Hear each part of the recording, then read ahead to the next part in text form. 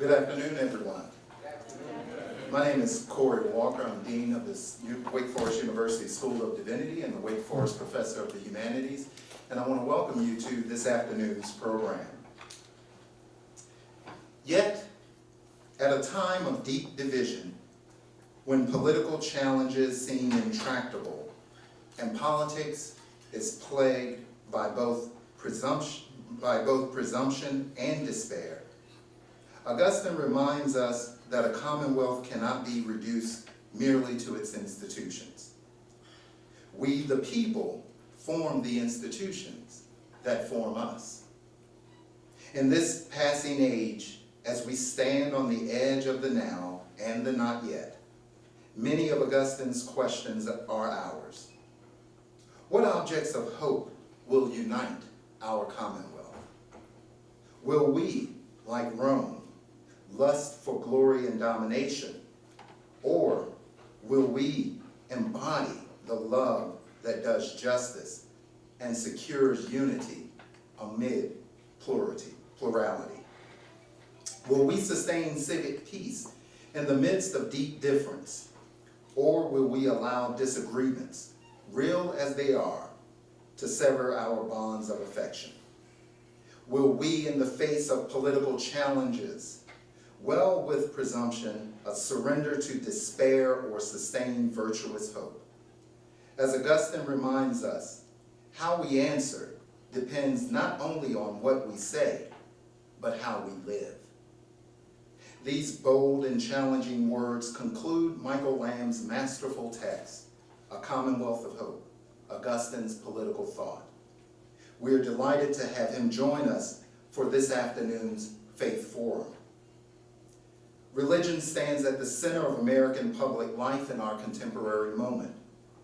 At a time when the very foundation and future of American democracy is intensely contested, religion functions both as a panacea and as a problem that animates our most intense debates. Indeed, the tremendous challenge of the moment requires considered and critical reflection on a number of issues, including how and in what ways scholars and people of faith can and should inform public life. The Wake Forest University School of Divinity continues to leverage its convening power to serve as a hub for faithful intellectual engagement with public impact.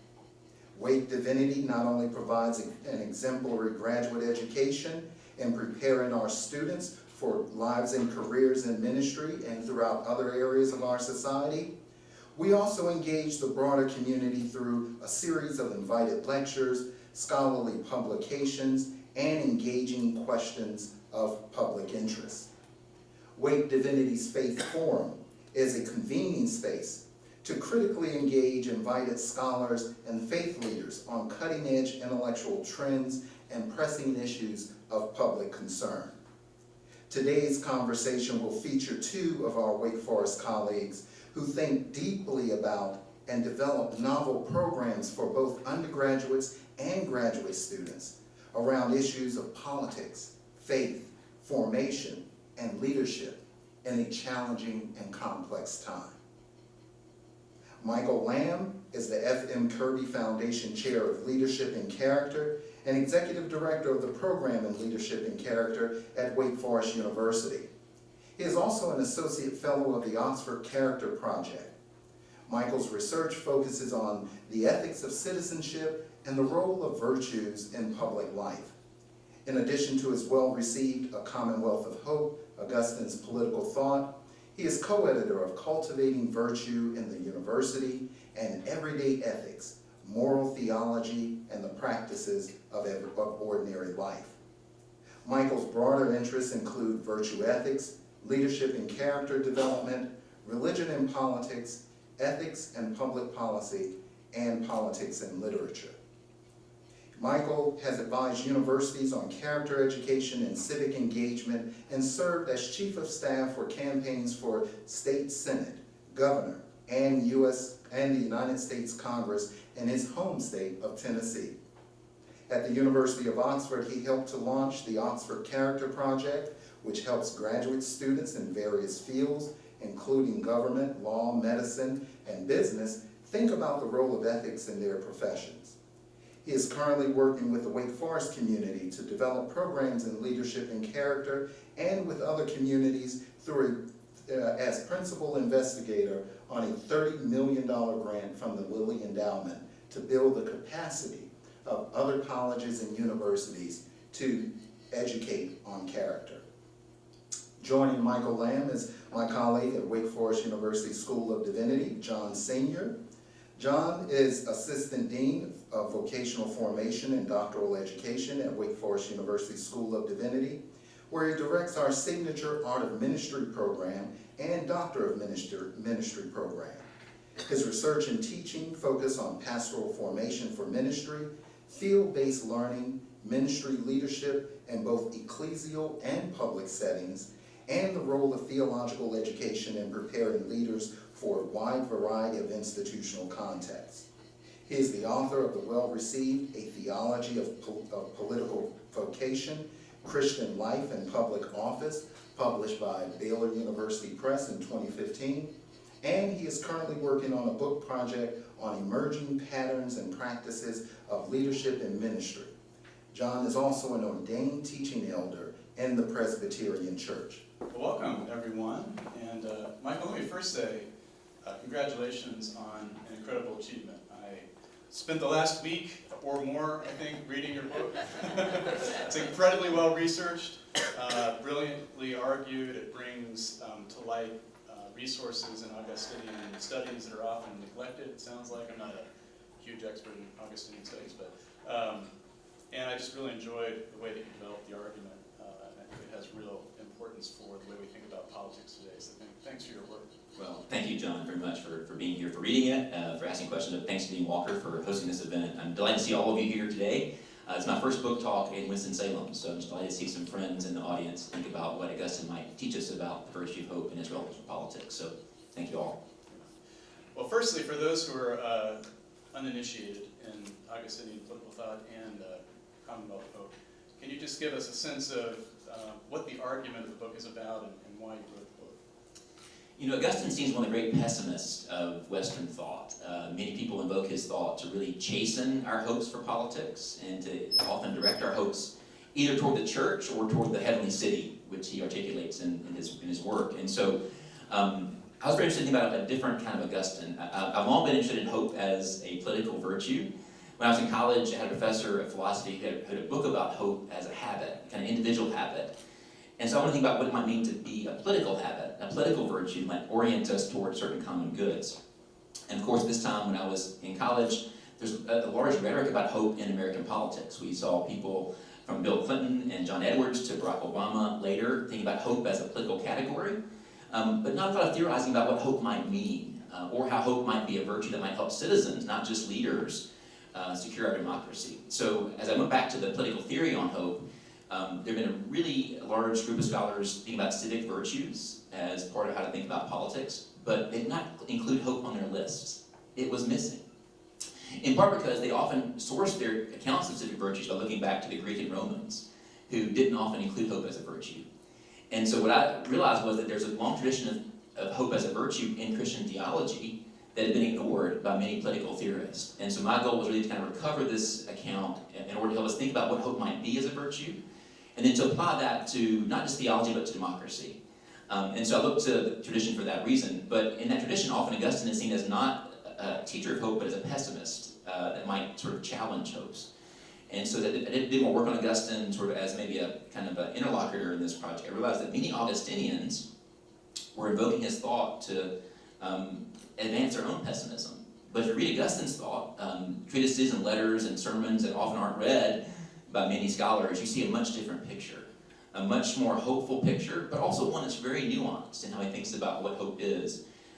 It's not optimism.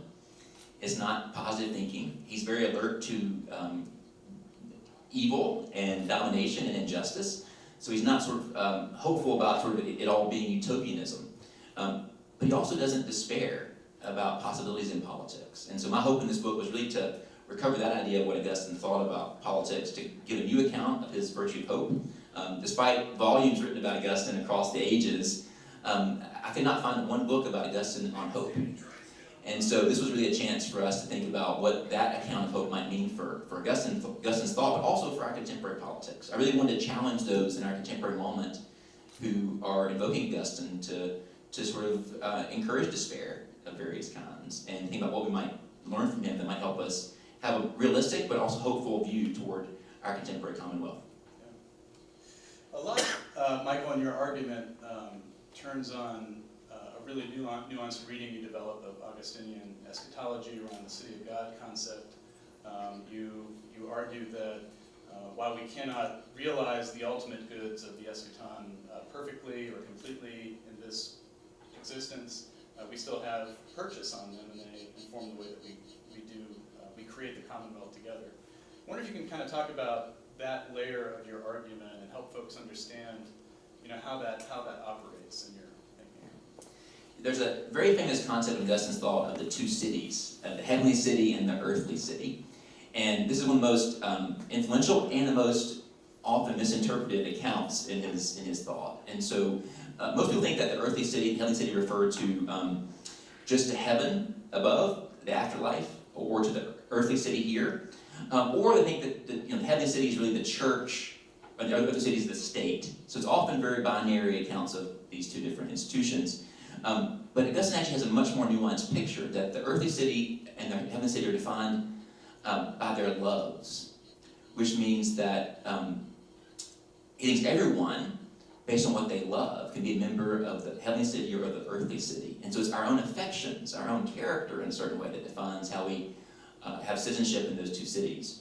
Which means, he says, that in our current age, what he calls the secular age, before the end of time, these two cities are mixed together here and now. So it's not just waiting to get to the heavenly city later, after we die, for example. Actually, we can be part of it here and now, depending on how we actually enact our character and how we order our loves. So this actually gives a much more, I think, a much more hopeful picture that if we love goods here and now in the right way, including goods of politics, we can begin to participate in the kind of kingdom he wants to bring into being. So it's what's many theologians call it inaugurated or partially realized eschatology. The idea being that we actually can begin already to be part of that heavenly city even here and now, if we order our loves and our hopes in the right ways. Yeah. As I was reading this, one thought I had was that, in my understanding, which may be wrong, the heavenly city has this eschatological valence, and it also has, an ontological and soteriological valence. It's in part about the sheep and the goats. And Augustine says, I divide the human race into these two orders, and whoever happens to be in the earthly city, they're distinguished, as you said, by their loves, loving domination, loving power, often violence. And it made me wonder, as I think about our current political landscape, there are quite a few characters whose loves seem to be oriented around self-interest, for example, which I think is another characteristic of those among the earthly city. And so I wondered, what, if any, limitations are placed on the capacity of persons to participate in this collaborative commonwealth you're imagining that are sort of ontological in nature, that we really can't get around? I mean, there are a few folks out there who politicians I look at, and I think I'm pretty sure they're among the goats. Well, as a lamb, I'm very cautious about those goats.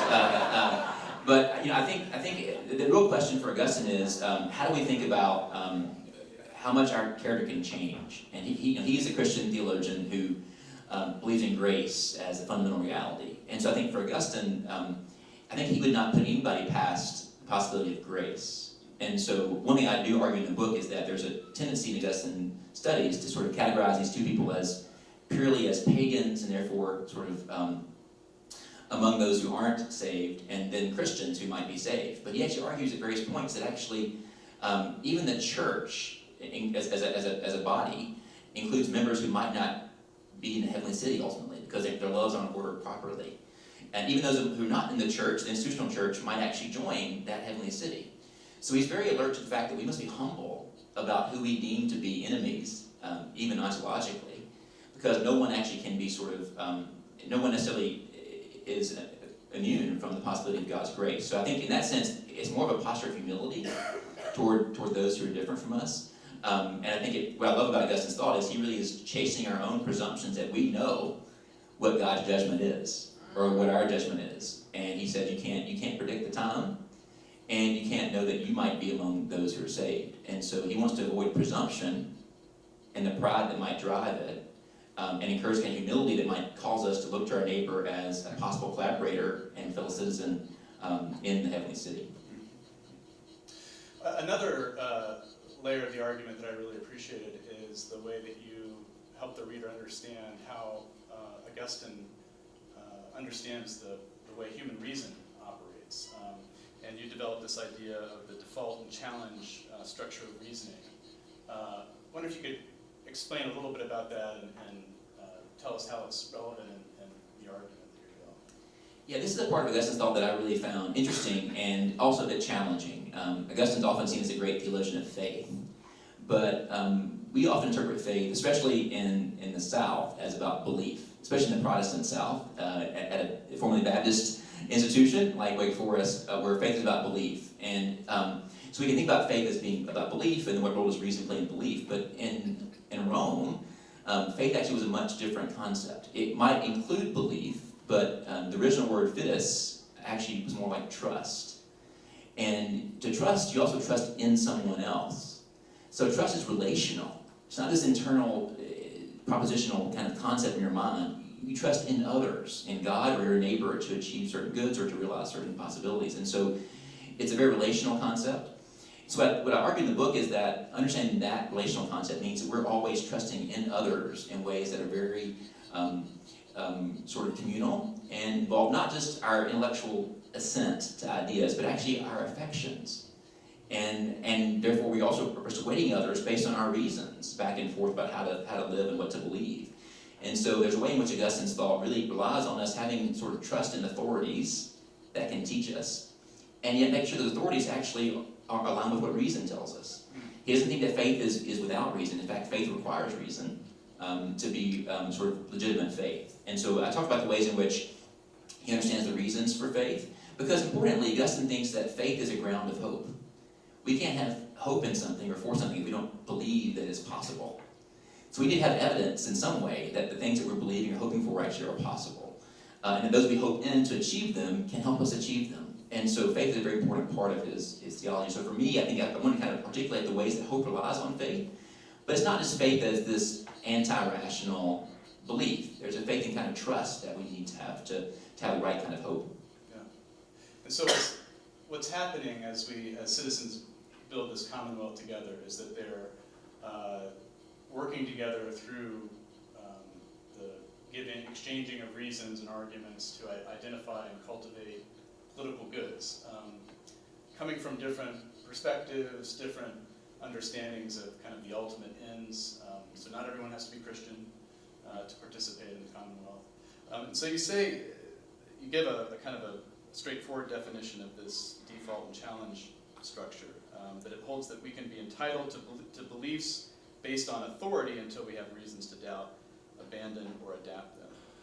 And again, just thinking about our kind of contemporary context, as I sort of look around, it seems like we're in a place in which appeals to authority are actually impervious to any reasons.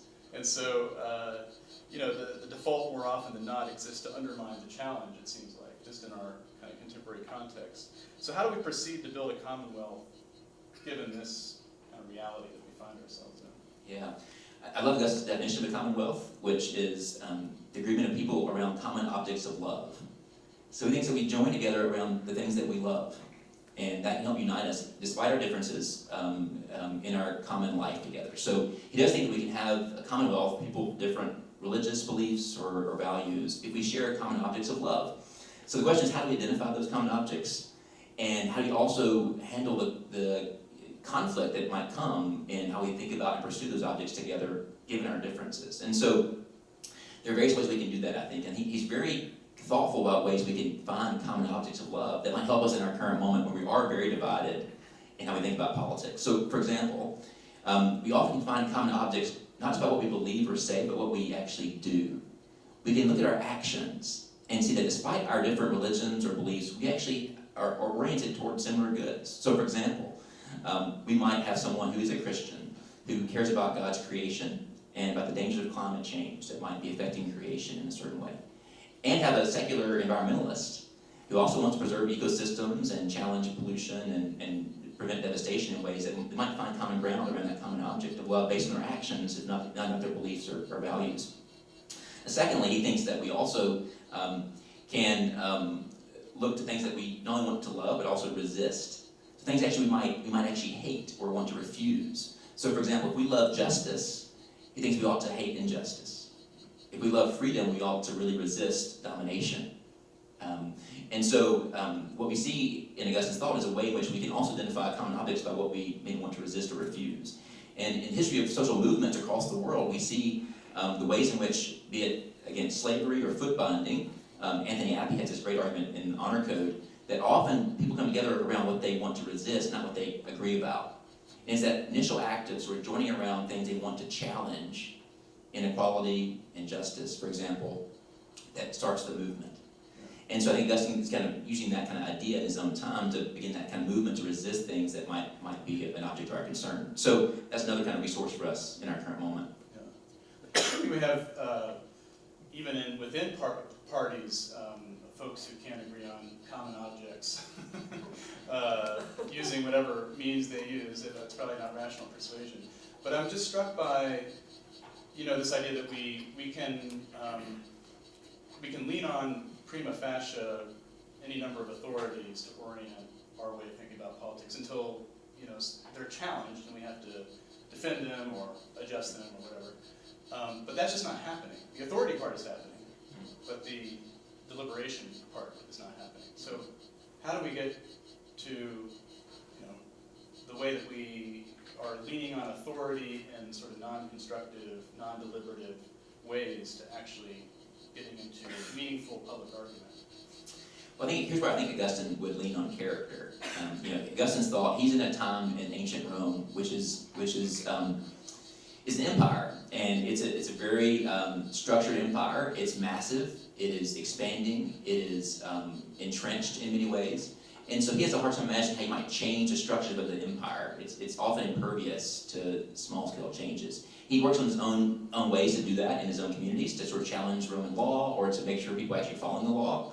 They might want to abuse it. But, excuse me. But it does mean that character of individuals will be very important for him. He can change that, he thinks. So I think in that context, humility becomes very important for us as a virtue. We have to hold our authorities with humility and engage others with humility. And I think for Augustine, he recognizes that we are all possibly finite and fallen. And then if we ignore our own limitations and the ways in which our own desires might be disordered, then we really do risk being part of the earthly city in ways that's not healthy. And so I think for him, humility becomes kind of the core virtue for how we think about how we grow in our character. So I think we need more humility in public life. And we need to think about the ways in which we can cultivate humility as a people. And right now, we're not in a culture that often promotes humility. It's about sort of fame and celebrity and about power. And being humble in politics would be a weakness, not actually a strength. And I think we as citizens have to begin to sort of say, what kind of politics do we want as citizens? How do we elect those officials who might be humble? So we have some power in this too. It's not just leaders who aren't humble. We have the power to actually select them in ways and honor what we actually value that might actually encourage more humility. What are the dangers of a collaborative paradigm rooted in this understanding of authority coupled with humility when those very kind of arguments are used to subordinate some and elevate others? I mean, humility is, who gets to define humility, for example, I think would be a question some would ask. How do we ensure that those virtues are indeed virtues and not expressions of pernicious ideologies, and deeply rooted, I should say too? Can you give more example of that, John? I think Augustine would think that humility just means sort of our reckoning of our own limitations.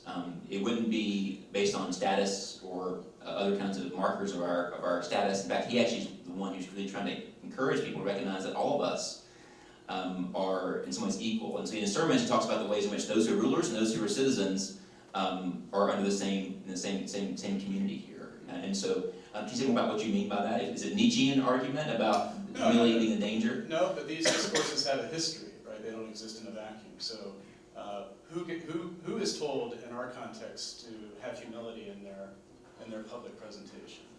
And how do we, if that's a virtue, how do we work with that virtue in the long context of discourses that operationalize that to ensure that, in fact, people don't pursue common goods? Certain people.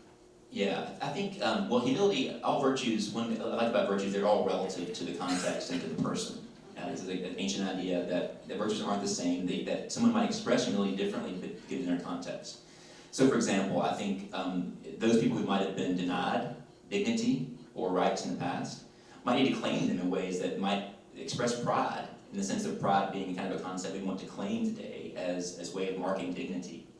But I think those who might be in places of privilege or who might be in places of power might have a different expression of humility in that context. But I think humility as a virtue is often very attuned to the context it's in and the person who inhabits it. So in ancient Rome, for example, in Augustine's time, they had the virtue of prudence or practical wisdom that was meant to actually help guide us, given our different contexts, to enact the virtues in the right way, in the right moment, the right amount. So I think that would help us avoid the kind of concerns that I think you rightly raised about humility or other virtues being operationalized or weaponized to keep others out of power.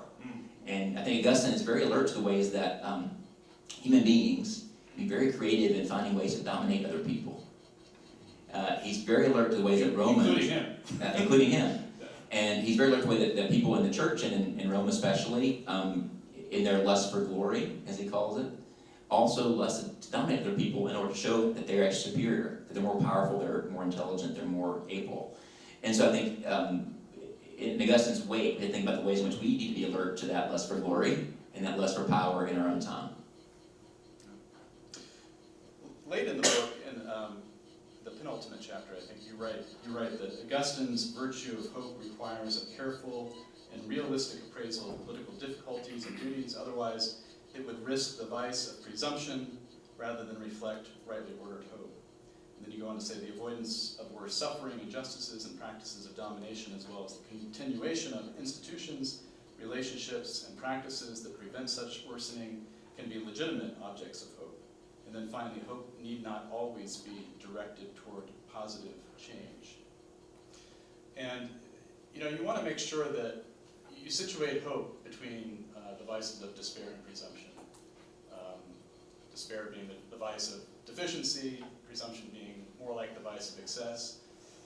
And in this passage, I think you're talking about guarding hope against moving towards presumption. For example, advocating for revolutionary change. But I wonder, who gets to say where the line is drawn between hope and presumption? How do we know when hope is avoiding the prophetic rather than the presumptive? Is hope an inherently conservative virtue? And does hope always support the status quo? I don't think so. In fact, I think hope, if anything, is a more open virtue. And in that passage in particular, I'm actually arguing against a scholar named Peter Kaufman, who thinks that politics is about damage control. That all politics is an order of coercive law that prevents bad things from happening. And that for Augustine, that's all that matters, is that sort of order that controls our damage. He thinks, therefore, we can't have hope for politics. Politics is so minimal and disordered, and it's just coercive. And so in that piece, I'm also arguing the ways in which I think his account of what politics is I think, a little narrow. Augustine has a much more expansive view of politics than just government or law. It's about our common good, how we pursue it together. And I think Kaufman is often sort of making these claims about what hope is and what it's not. And one thing I'm arguing there is that even you can have hope for damage control if, as we've seen in our own times, there are threats to our Constitution or to our institutions in ways that might be legitimate, we can hope not only to change them, but also preserve those against threats. And it's that sort of hope for preserving things that are good that's also an important object of hope, not just things we want to change in the future. So it's really an argument that hope is much more expansive as a concept, and that given that, we can find different objects of hope even when things might seem pretty bleak right now. So that's really the response into that passage. I don't think hope's necessarily conservative. In fact, I think it's open to various future goods, but some future goods that are uncertain might be preserving our institutions that do preserve justice. And so we make sure we have that kind of an approach as well to the work. Yeah, that's good. I'm aware of the time. Do we want to make some space for audience members to ask questions? I have more, but... I would be curious about what you all hope for and what temptations toward despair or presumption might be tempting you right now, and how might Augustine speak to this moment in our politics.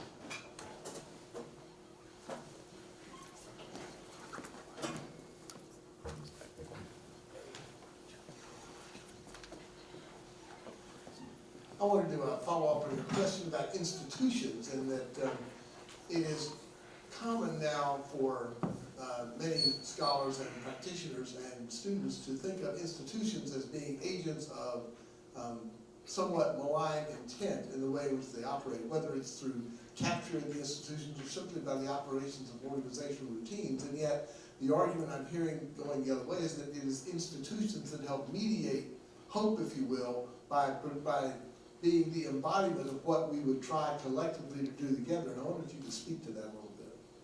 That's a great question, Stan. I think Augustine does really believe in institutions, including for him the church as a primary institution. He thinks as a Christian that can really embody hope and also cultivate the virtues we need to live well. But also the Commonwealth is an important institution. And Augustine himself, one thing about Augustine that we often miss is he's not only a theologian and a preacher or bishop, he's also a citizen in Rome. And part of his job as a bishop actually is to spend mornings hearing court cases in the Roman courts, called the Episcopal Court, where he actually hears small claims cases about various disputes, because he thinks that actually in that case, he'll be more merciful than Roman judges will be. So people often come to him to hear cases because they know that as a Christian bishop, he'll actually enact mercy, not just exact this really harsh justice. And so he's very alert to the law as an institution. He's very alert to politics. He's engaging in letters to Roman officials to sort of challenge torture, for example, or to sort of discourage the death penalty. So he's very active in politics, not just in the church, but in various ways. And one thing I argue in the book is that when we think about Augustine's own hope, it's not simply the hope that he articulates in his words, but in his life.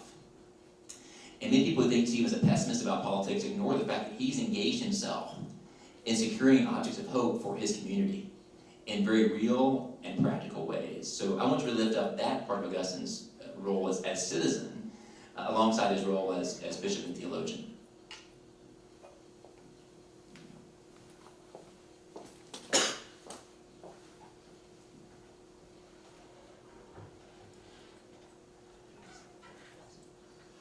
Thank you so much. Hi, my name is Malcolm Seals, a student of Dean Walker here.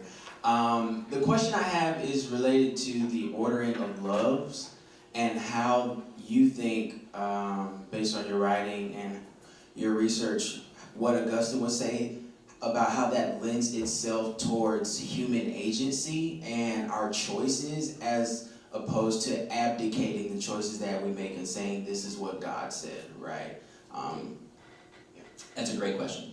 Augustine's thought is really ordered around love. And perhaps his key idea is that virtue is rightly ordered love. That we need to order our loves in ways that reflect the priorities of reality and of goodness, right? And so, for example, if we order our loves toward glory as our primary end, and we actually might become dominating and disordered. If we order it toward God or love, we might be sort of drawn up into God's love, and therefore be more merciful and more just, more humble, more hopeful. So there's a big debate in Augustine studies about what he means by the order of love and how it might affect our own agency or grace. Augustine's often known as a doctor of grace in the Catholic Church. He emphasizes the importance of grace as being the source of all goodness. Augustine thinks that God is the source of all goodness, therefore that human beings participate in God's goodness through grace. But grace isn't some magical thing that falls down from heaven like manna, right? Grace actually is mediated through human institutions, through practices, through human beings who seek out the goods themselves. So even in the Confessions, his famous autobiography, where he talks about his own progression from someone who's not a person of faith, someone being a Christian, he attributes that to God's grace in a very real way. But he also talks about his practices that he himself as a person were enacting. For example, prayer, or confession, or reading, or writing, or conversation. It's kind of the moment that's most striking, his own sort of being part of God, actually with his mother in a garden talking about divine things. So he's in conversation, this moment of great sort of divine sort of participation. So I think there are ways in which human practices are really important for Augustine. At one point in On Christian Doctrine, a little book on sort of Christian interpretation and rhetoric, he says that those who think they can read by divine grace forgot they actually had human teachers who taught them the alphabet, right? So we need human teachers who teach us the alphabet and how to live. It's not just a matter of kind of some magical thing. Human beings can mediate, for Augustine, that kind of grace. Thank you.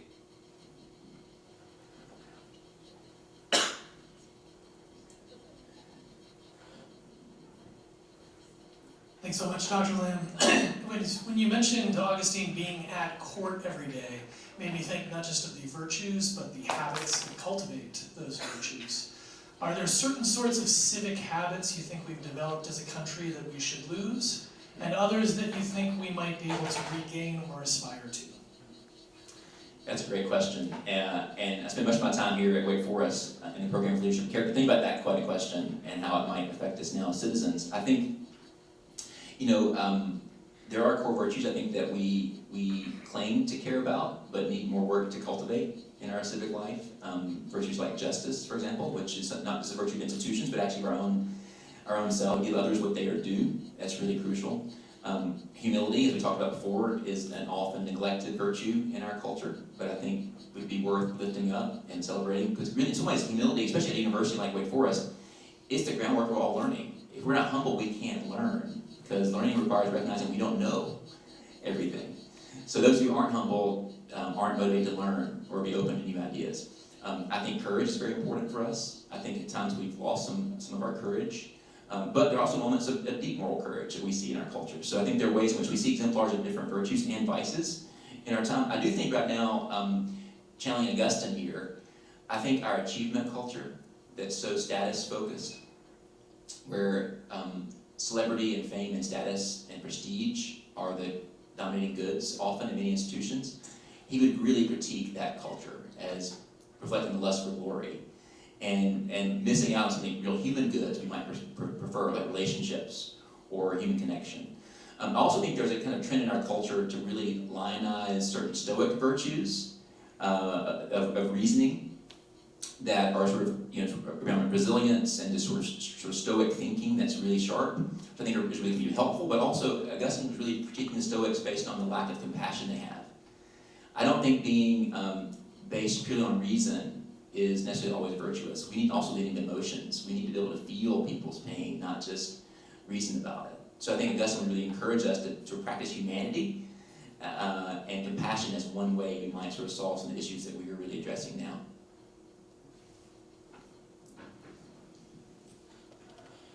Thank you so much for all of your answers and in response to such great questions. I have to say that when I was reading parts of your book, I was really struck with the irony of thinking about Augustine and hope in the early 5th century and Rome falls later that same century. And comparing that to our own time, we're constantly kind of reminded of the specter of the potential fall of democracy or the fall of the global order in various forms of that.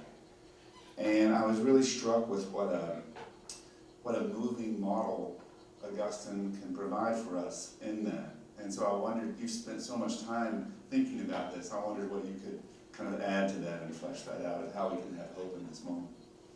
Yeah, I think Augustine is really confronting, in a very personal way, real threats to his own political order. In fact, in 430 in ancient Rome, the Visigoths are coming across North Africa, what they call the barbarians, right? And in 430, when he's on his deathbed, there at Hippo, his small town in North Africa, now in Algeria, the barbarians, so-called barbarians, are at the gates. Literally, they've taken him under siege, and people can't get in and out of Hippo.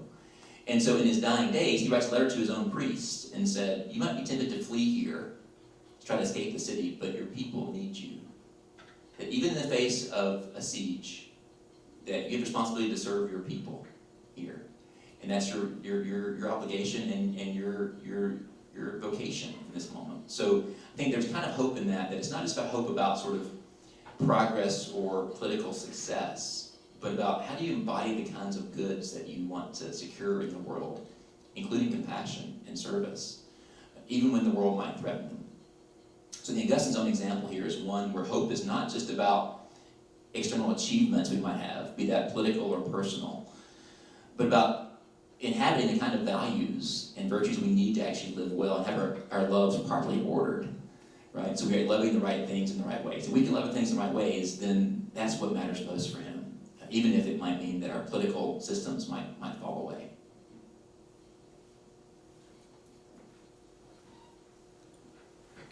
Hey, I want to ask, because right now the word hope sounds really still, and so I want it to be, I think I need like an image, like something that makes it active for me.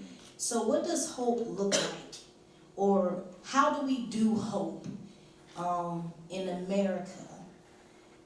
And do we do it, can it be done without us recognizing the structures, the systems, and the institutions that are foundations and houses of white supremacist ideologies and violence? And in America where there's an Israel and a Palestine and the side we're on in that, what does hope look like and how do we do it? One thing about Augustine's own virtue of hope is the way in which he thinks hope has to resist both despair, which is a lack of hope, but also presumption, which is false or excessive or disordered hope. And so for him to have the right kind of hope, that it kind of moves between these different vices, to avoid these different vices. And I think what he sees is that often presumption leads to domination. It leads to structures of supremacy of various kinds that we need to disrupt. And so he thinks we can't have proper hope, virtuous hope, without actually diagnosing and resisting those structures of domination. That would be presumption to assume they actually will give us the kinds of goods that we need. So I think Augustine's a very alert critic of domination in his own thought, and would help us recognize the ways in which our structures and the people who inhabit those structures often are perpetuating certain kinds of domination or injustice in ways that might preclude certain kinds of hope for the people. And so I do think he would actually be very alert to that. Now, one issue for Augustine is that he's so alert to it that many people think he's such a pessimist. He's so focused on the things that are so wrong with our world. And what I want to argue is that actually he thinks that kind of awareness of evil and domination is critical to avoid presumption. But also, if we only focus on that kind of domination, if we only help to highlight the ways in which our structures are so deformed, and not also include possibilities that actually we have evidence of hope in our moment, we might actually lead people into despair. So it's a great passage in Augustine's City of God in Book 22, where he's analyzing the very last book of this beautiful and magnus opus of his. What is our world right now we face? And he gives a very long litany of all the earthly evils that we see, from deceptions and wars and disturbances, even to diseases that the doctors cannot enumerate. You might think COVID-19 here, right, in our moment, as being evidence that the world is pretty bad. Based in part on human agency, but also on natural sort of natural emergencies here. But rather than leading you there in that chapter, in the very next chapter he says, but also look at all these goods in the world. Look what we've done to create navigation and art and beauty and culinary success among chefs and even sailors who can navigate the seas by the stars. So the ways in which he wants to kind of lift up those ideas of goodness as well, to challenge the fact that it's all bad. In his book On Order, he has a great image of a mosaic. And he says, if you look at one part of the mosaic, and it's, for example, a lion attacking someone, or another animal, then if you focus on that one part, then you miss the beauty of the larger picture. So I think he would say if you only focus on one part of that, we actually miss possibilities for goodness. So I think right now in our current moment, Bell Hooks says, for example, that if we only focus on the critique without giving examples of agency, people are actually responding to critique, resisting it, then we miss out on opportunity for hope. So in the conclusion of the book, I talk about the way that I think Bell Hooks, in that sense, actually is an Augustinian call for recognizing domination and yet not giving into despair about how you might challenge it. Michael, as we prepare to close, I would like to ask you, is there a particular passage out of a Commonwealth of Hope that you would read for us to give us a sense of something significant from your text that's important as we prepare to move out into the book signing and the reception? Thank you, Dean Walker. I think I'll read a passage from Augustine in this moment. And I think the epigraph and conclusion are two of my favorite quotes from Augustine. And I think they're relevant for this moment. He says there, bad times, hard times, people keep saying, but let us live well, and the times shall be good. We are the times, such as we are, such are the times. And he says later in another sermon, you're hoping for the good, be what you hope for. I think his call for us, not just to think about these ideas, but to try to be the hope we hope for, is really important for us, and really calls us to kind of active citizenship, to confront the politics of presumption and despair, and to enact virtuous hope. So I think that for me would be my closing word today. Thank you so much, Michael, and thank you, John, for this wonderful and amazing and interactive, stimulating conversation.